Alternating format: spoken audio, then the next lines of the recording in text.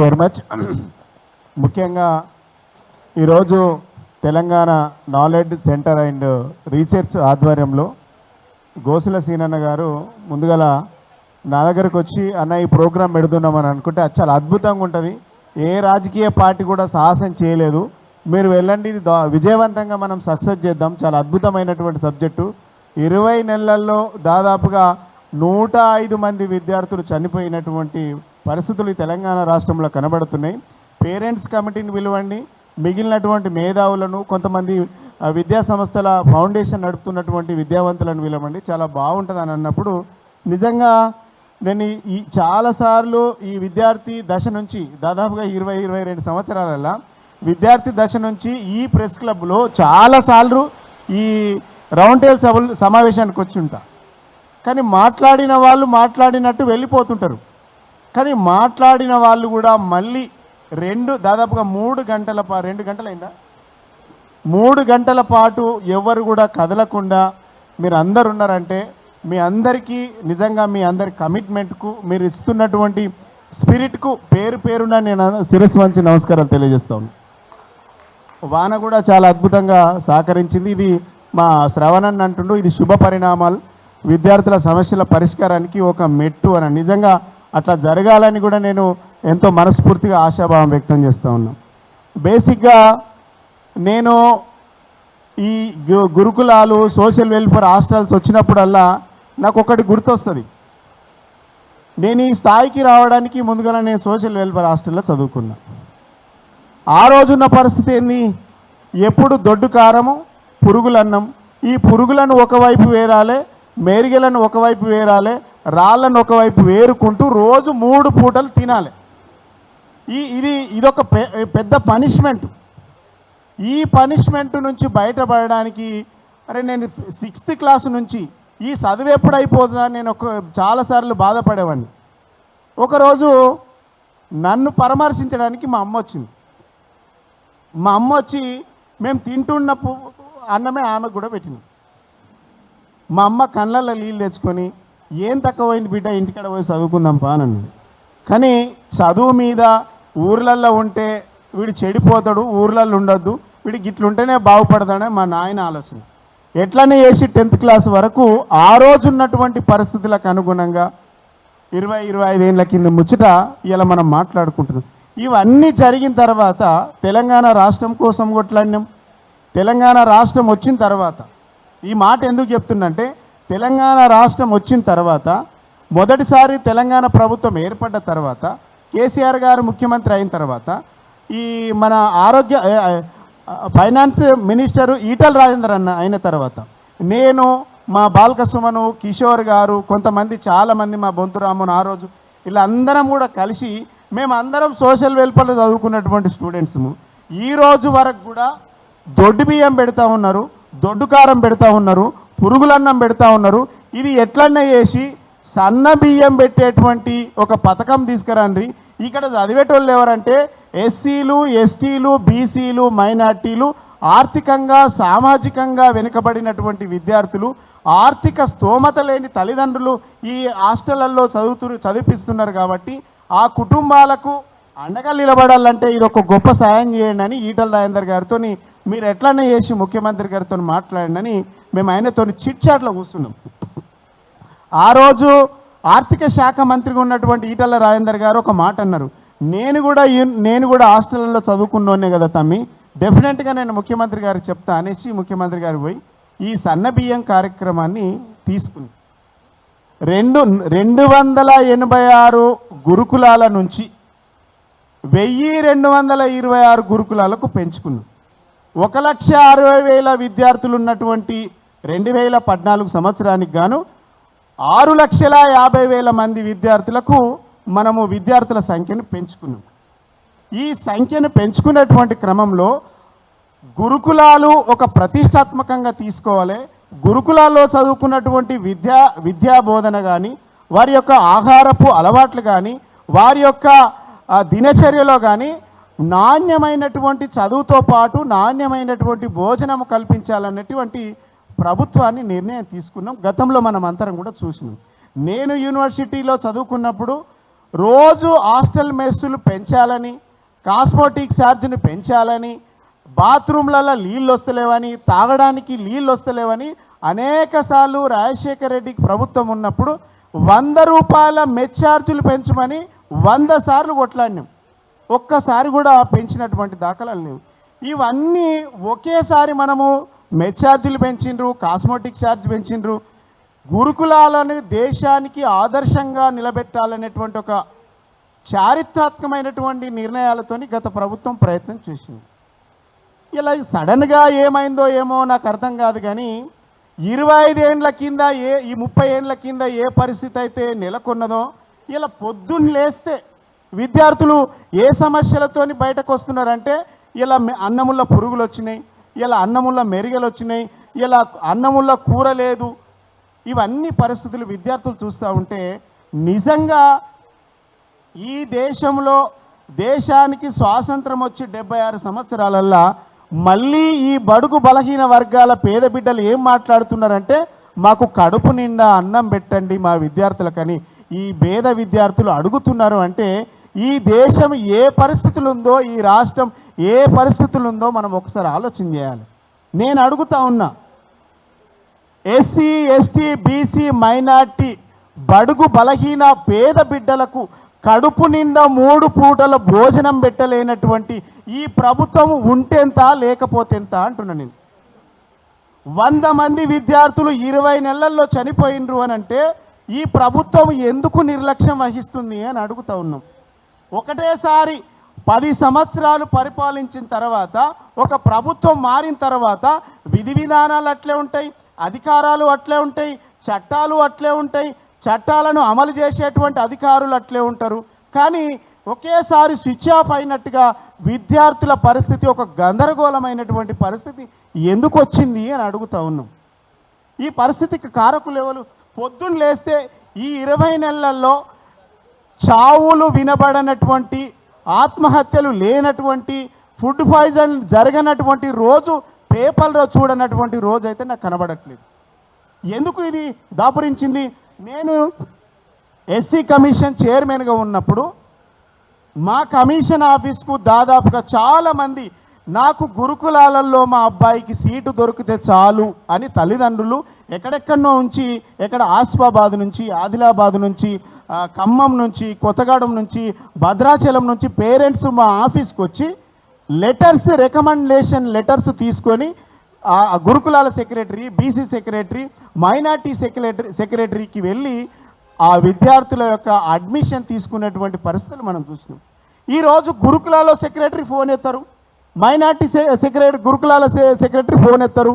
అసలు ఈ పరిస్థితి ఎట్లయిపోయిందంటే, ఒక ఎమ్మెల్యే, ఒక ప్రజాప్రతినిధి ఆయన నియోజకవర్గంలో ఎవరికైనా సీటు ఇప్పిద్దామంటే ఎవరికి చెప్పాలనో తెలియదు, అది ఇంప్లిమెంటేషన్ అవుతుందో తెలియనటువంటి దీనమైనటువంటి పరిస్థితి 20 నెలల్లో దాపురించింది.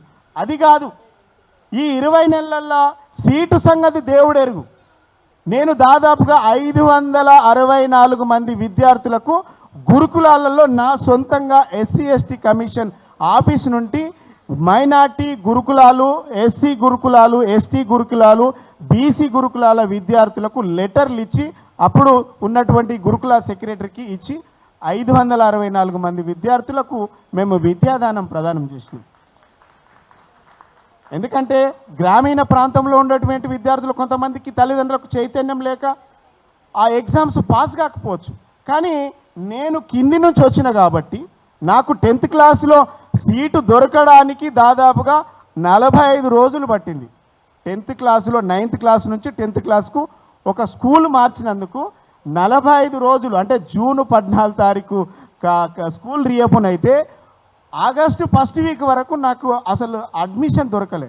నాకు అప్పటి నుంచి ఎవరైనా స్కూల్స్ కానీ హాస్పిటల్స్ అయినా ఎవరైనా వస్తే తప్పకుండా పని చేసేటువంటి పట్టుదలతో నేను పనిచేయడానికి సిద్ధంగా ఉన్నా. కాబట్టి ఆ 564 మంది విద్యార్థులకు నేను అట్లా ఇప్పించడం. ఇలా ఆ పరిస్థితి లేదు అంటున్నా. ఈ ఎమ్మెల్యేలు, ప్రజాప్రతినిధులు రికమెండేషన్ కోసం సీటు అడిగేటువంటి దుస్థితి తల్లిదండ్రులలో లేదు. ఎందుకు లేదు అంటే, ఈ చదువు సంగతి దేవుడెరుగు.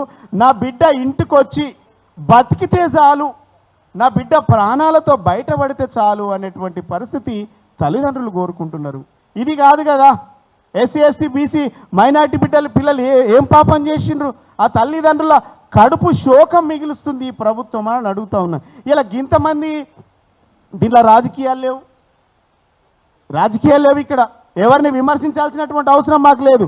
కానీ ఇక్కడ చదువుతున్నటువంటి 6,50,000 మంది పేద బిడ్డల గురించి మాట్లాడుతూ ఉన్నాం. ఇలా SC ST BC minority social వెల్ఫేర్లో రెసిడెన్షియల్లో చదువుకున్నటువంటి విద్యార్థులే, ఆనాడు విద్యార్థులు ఉన్నటువంటి వాళ్ళే ఈరోజు రకరకాల ఉన్నతమైనటువంటి స్థానంలో ఉన్నారు. అంటే ఆనాడు సర్కారుల బడిలో చదువుకున్నాడు ఉన్నతమైన స్థానంలో ఉన్నారు. ఇలా సర్కారు బడులను ఎందుకు నిర్వీర్యం చేస్తుండ్రు, ఎందుకు నిర్లక్ష్యం చేస్తున్నారు? పేద బిడ్డలు ఉన్నందుక 20 నెలల్లో విద్యాశాఖ మంత్రి లేకపోవడం ఈ బిడ్డలను అవమానపరిచినట్టు కాదా? ఈ బిడ్డలను కించపరిచినట్టు కాదా? వీళ్ళ మనోభావాలను దెబ్బతీసినట్టు కాదా? ఈ విద్యాశాఖ మంత్రి లేడు ఈ రాష్ట్రానికంటే ఈ రాష్ట్రం పరువు పోతున్నట్టు కాదా? ఈ రాష్ట్రం పరువు బజారున పడుతున్నట్టు కాదా? ఒకసారి ఆలోచన చేయాలి. 20 నెలల్లో 19 నెలలకు సోషల్ వెల్ఫేర్ మినిస్టర్ని ఇచ్చిండ్రు. 20 నెలలు అయినా ఇప్పటి వరకు ఎడ్యుకేషన్ మంత్రి లేడంటే ఈ రాష్ట్రంలో ఉన్నటువంటి బడుగు బలహీన వర్గాల ఎడ్యుకేషన్ విద్యా వ్యవస్థ ఎటువైపు వెళ్తా ఉన్నది? ఇలా చెప్పేవాడు లేడు, చేసేవాడు లేడు, అమలు చేయించే దిక్కు దివానా లేదు. ఇందాక నరసన్న చాలా అద్భుతంగా చెప్పిండు.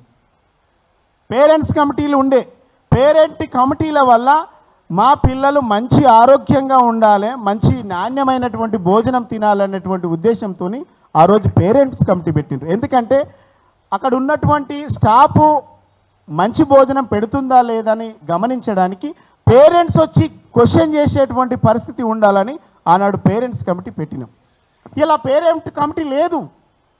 వాళ్ళకు నచ్చినటువంటి 33 కమిటీలు వేసుకున్నట్టున్నారు. వాళ్ళకు నచ్చింది ఇలా 33 కమిటీలు ఏవైతే వేసుకుంటూ ఉన్నారో ఆ 33 మందితో వేసినటువంటి కమిటీ పిల్లలు ఎవడు చదువుకోడు, వాడు పని చేయాలి.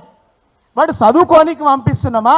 మీ గురుకులాల్లో, మీ సోషల్ వెల్ఫేర్లో, హాస్టల్లో మీ బోధనా సిబ్బంది లేదు, మీ స్టాఫ్ లేదు, మీకు మీ దగ్గర పనిచేసేటువంటి గురుకులాల్లో పనిచేసేటువంటి సిబ్బంది లేదు.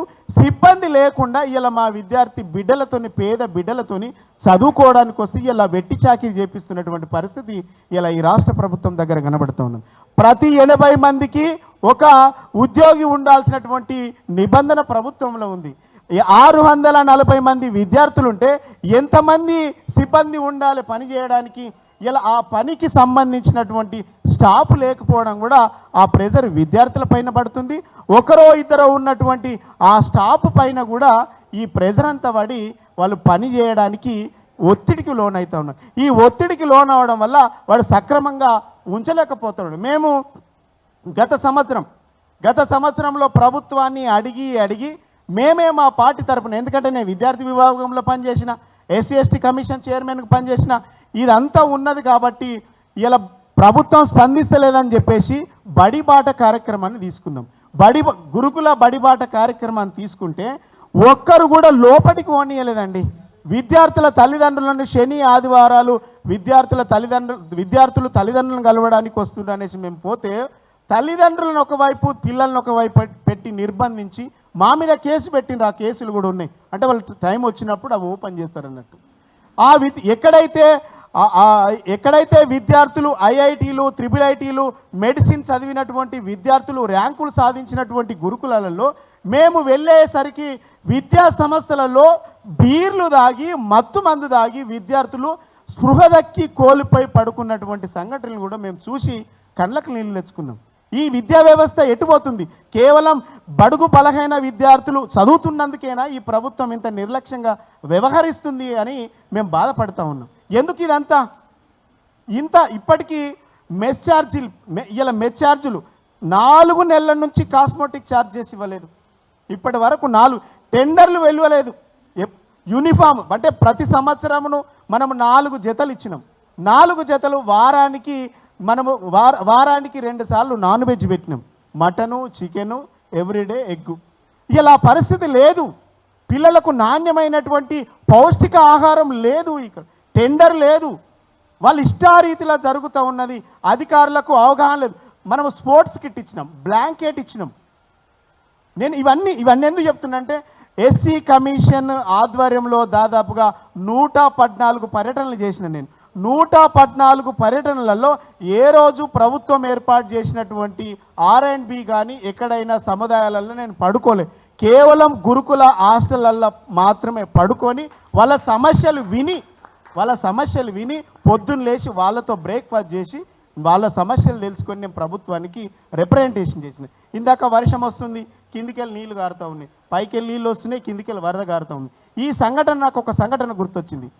ఎస్సీ కమిషన్ చైర్మన్గా నేనున్నప్పుడు జనగామ జిల్లా స్టేషన్ కన్పూర్ నియోజకవర్గం పిట్టలోనిగూడెం నక్కలోనిగూడెం అని ఒక ట్రైబల్ ఏరియా ఉంటుంది. అక్కడ ఈ దేశానికి స్వాతంత్రం వచ్చి 76 ఏళ్ళు లేదు. అక్కడ వాళ్ళకి ఆధార్ కార్డు లేదు, రేషన్ కార్డు లేదు, ఓటర్ ఐడి కార్డు లేదు, వాళ్ళ క్యాస్ట్ సర్టిఫికేట్ లేదు, వాళ్ళది ఏ క్యాస్టో తెలియదు. ఒకరోజు నేను ఎందుకన్నా వెళ్తే మమ్మల్ని అయ్యా వస్తుండ్రు చూస్తుండ్రు ఎవడు పట్టించుకుంటలేడు మమ్మ అంటే, నేను వస్తామ్మా అంటే నమ్మకం లేదయ్యా అని చెప్పిండు. ఈ నమ్మకం లేదన్న పదాని కోసమైనా నేను ఒకరోజు వెళ్ళి రాత్రి ఆడ పడుకున్నా. ఆ గుడిసె అది ఇల్లు కాదు గుడిసె. ఆ గుడిసెల పండుకుంటే సేమ్ ఇట్లనే రాత్రి 12:30 అవుతుంది. కలెక్టరు ఎస్పీ అందరు అక్కడే పండుకోబెట్టిన. ఈడ పడుకుంటే పొద్దుగల సమస్యలు తెలుస్తాయి. సార్ వాన వస్తుంది పోదామని ఎస్పీ కలెక్టర్ అన్నారు. వాన రోజు వస్తుంది, మరి వాడికి రోజు వస్తలేదా? లేదా సార్ ఏర్పాట్లు ఏర్పాటు చేయకుండా సరే వాళ్ళు వండుకున్న గుడిసెలు వంట ఒక గుడిసె కాల్ చేపిస్తా అని చెప్పిన. ఒక గుడిసెలో నేను పండుకుంటే నాతో పాటు స్థానిక ఎమ్మెల్యే కూడా వచ్చింది. మేము ఇద్దరం మంచం మీద వండుకున్నాం. కిందికెళ్ళి వరద గాలుతూ ఉంది. వాళ్ళు పాపం వేసుకున్నటువంటి షెడ్డు ఉరుస్తూ ఉన్నది. పైకెళ్ళి నీళ్లు, కిందికెళ్ళి వరద. ఇది దాదాపుగా రాత్రి 2:30 గంటల వరకు జరిగితే అక్కడ ఉన్న అడిషనల్ ఎస్పీ వచ్చి సార్ బాగా వర్షం పడుతుంది, పక్కనే ఉన్నటువంటి స్కూల్ ఉంది, ఆ స్కూల్లో పోదాంపా అంటే అప్పుడు చూసిండ్రా మనం ఒక్కరోజు వరదకు తట్టుకుంటలేము, వానకు తట్టుకుంటలేము, వాడు కనీసం కడుపు నిండా భోజనం ఇస్తలేము. ఇలా మనము ఏసీ గదులలో ఉండి ఈ వర్గాల కోసం పదవులు అనుభవిస్తున్నాం. ఈ వర్గాల కోసం పని చేయనప్పుడు ఈ పదవి ఉంటే ఎంత లేకపోతే ఎంత అన్న నేను ఈ ప్రభుత్వాన్ని కూడా అడుగుతా ఉన్నా. ఈ వర్గాల కోసం ఈ వర్గాల ఓట్లేస్తేనే ఎవడు జూబ్లీ హిల్స్, బంజారా హిల్స్, ఈ హైటెక్ సిటీలు ఉన్నోడు ఎవడు కూడా ఓటు వేయలేదు. బరాబర్ చెప్తున్నా, ఎవడైతే పేద వర్గాలు ఉన్నారో ఆ వర్గాలు ఓట్లంటే ఒక పండగలాగా ఆచరించి వాళ్ళు ఓట్లు వేస్తే ఈ ప్రభుత్వాలు ఏర్పడతాయి. ఆ ప్రభుత్వం ఏర్పరచడానికి ప్రధాన కారకులైనటువంటి నా ఎస్సీ ఎస్టీ బీసీ బిడ్డల కడుపు నింపని ఈ ప్రభుత్వాలు ఎందుకు అని నేను అడుగుతా ఉన్నా. ఇలా జోగులాంబ జిల్లాలో అలంపూర్ నియోజకవర్గంలో పిల్లలు స్వచ్ఛందంగా మా సమస్యలు పట్టించుకోనని విద్యార్థులే స్వచ్ఛందంగా రోడ్లు ఎక్కి కలెక్టర్ కలవడానికి పోతే డీసీఎంలలో పోలీసులు తీసుకుపోయి అరెస్ట్ చేసి పోలీసులు డీసీఎంలలో ఎక్కించింది. నాగర్ కర్నూలులో ఇన్సిడెంట్ జరిగితే ఒక ప్రధాన ప్రతిపక్ష పార్టీగా హరీష్ రావు గారు మేమందరం వెళ్తామంటే విద్యార్థులను 100 మంది విద్యార్థులను డైవర్ట్ చేసి చెట్ల కింద సెలైన్లు ఎక్కించి సాటు మార్గాన సెలైన్లు ఎక్కించి ఇలా చూడకుండా చేసి ఇలా డైవర్ట్ చేసినటువంటి పరిస్థితులు చూస్తాం. మేమేమంటున్నాం, మీరు నిజంగానే అన్ని పనులు కనుక చేస్తే ప్రతిపక్షాలకు అవకాశం ఇవ్వకండి. ఎందుకు ఇవ్వాలి? మీరు రెగ్యులర్గా ఇవ్వాల్సినటువంటి మెనూ ఇవ్వండి, రెగ్యులర్గా ఇవ్వాల్సినటువంటి విద్యార్థులకు ఇవ్వాల్సినటువంటి డ్రెస్సులు ఇవ్వండి, విద్యార్థులకు ఇవ్వాల్సినటువంటి కాస్మోటిక్స్ ఇవ్వండి. ఇవన్నీ ఇచ్చిన తర్వాత నాణ్యమైన విద్య ఇవ్వండి. ఈ 20 నెలల్లో 105 మంది చచ్చిపోయినరు అంటే ఒక పాము గుట్టో, తేలుగుట్టో, ఎలుకలు గరిచో, లేకుంటే అస్వస్థకు గురయ్యో ఏదో రకంగా చనిపోయిండు. కొంతమంది ఆత్మహత్యలు చేసుకున్నారు. కొన్నేమో 1000కి పైగా విద్యార్థులేమో ఫుడ్ పాయిజన్ అయ్యి హాస్పిటల్లో పడ్డారు. వాంకిడి నుంచి ఆసిఫాబాద్ జిల్లా నుంచి వాంకిడి ప్రాంతం నుంచి ఒక విద్యార్థి పేరెందుకనే విద్యార్థి 25 రోజులు ఎయిమ్స్ హాస్పిటల్లో ట్రీట్మెంట్ పొంది కనీసం చూడడానికి కూడా అవకాశం లేదు ఈ ప్రభుత్వం. మేము ఈ మారుతాయని అనుకుంటున్నాం. ఇలా ఎంతమంది బిడ్డలు చనిపోతే ఈ ప్రభుత్వం స్పందిస్తుంది? ఎంతమంది ప్రాణత్యాగాలు చేస్తే ఈ ప్రభుత్వం స్పందిస్తుంది? బాలల దినోత్సవం రోజు ముఖ్యమంత్రి గారు మళ్ళీ ఎవరైనా ఫుడ్ పాయిజన్ జరిగింది గురుకులాల్లో అని జరిగితే ఆ అధికారిని జైల్లో పెడతా అంటే సంతోషపడ్డాం. ఇప్పటి వరకు రివ్యూ లేదు. నేనే స్వయంగా రివ్యూ చేస్తా అంటే సంతోషపడ్డాం. ఈ 20 నెలల ఒక్కరోజు కూడా రివ్యూ జరగలేదు. అధికారులకు ఆదేశాలు ఇచ్చేటోళ్ళు, హైకోర్టు చివరకు ముట్టికాయలేసింది, అయినా ప్రభుత్వం నుంచి స్పందన లేదు. మేము అడుగుతా ఉన్నాం, మా ఆవేదన కాదు ఇది, మా బిడ్డల ఆవేదనే మా ఆవేదన. పదవులు ఉన్నా లేకున్నా కడుపు నిండా భోజనం పెట్టని ఈ ప్రభుత్వాలు ఏర్పడకపోయినా పెద్ద నష్టమేం లేదు. అయ్యా, ఈ ప్రభుత్వానికి మేము అప్పీల్ చేస్తూ ఉన్నాం, ఇది రాజకీయ కోణం కాదు. ఇక్కడ ఉన్నటువంటి పేరెంట్స్, పిల్లల పేరెంట్స్ వచ్చిండ్రు, ఇలా మేధావులు వచ్చిండ్రు, ఇలా విద్యావంతులు వచ్చిండ్రు. మేమందరం కూడా అడుగుతూ ఉన్నాం, ప్రభుత్వం కనుక ఈ మీటింగ్ చూసి స్పందించకపోతే ఈ గురుకులాల్లో చాలా సమస్యలు ఉన్నాయి. నేను చాలా మాట్లాడదాం అనుకున్నా, చాలా సమస్యలు ఉన్నాయి. ఈ సమస్యల పరిష్కారానికి ప్రభుత్వం కనుక స్పందించకపోతే డెఫినెట్గా ఇక్కడి నుంచి అన్నాడు, డెఫినెట్గా ఇక్కడి నుంచే కార్యాచరణ చేస్తాం. పేరెంట్స్ కమిటీతో మీటింగ్ పెడతాం, ఈ కార్యాచరణ వేస్తాం, ప్రతి గురుకులాలను స్పందిస్తాం, ప్రతి విద్యార్థి తల్లిదండ్రుల కడుపు కోతను మిగుల్స్తాం. ఇలా వాళ్ళ పక్షాన కొట్లాడడానికి ఇక్కడ ఉన్నటువంటి ఈ కార్యక్రమానికి వచ్చినటువంటి మేధావులందరూ, తల్లిదండ్రులందరూ కూడా డెఫినెట్గా కలిసి వాళ్ళతో మేము నడుస్తామనేది కూడా ఈ సందర్భంగా గుర్తు చేస్తూ, ఇంత మంచి అవకాశం ఇచ్చినటువంటి నాకు, మీ అందరితోని పాల్పంచుకునేటువంటి అవకాశం ఇచ్చినందుకు, అదేవిధంగా మా గోసుల సీనన్నను నేను మనస్ఫూర్తి అభినందిస్తున్నా. మీరు తీసుకున్నటువంటిది గొప్ప కార్యక్రమం, ఇది విజయవంతం జరుగుతుంది.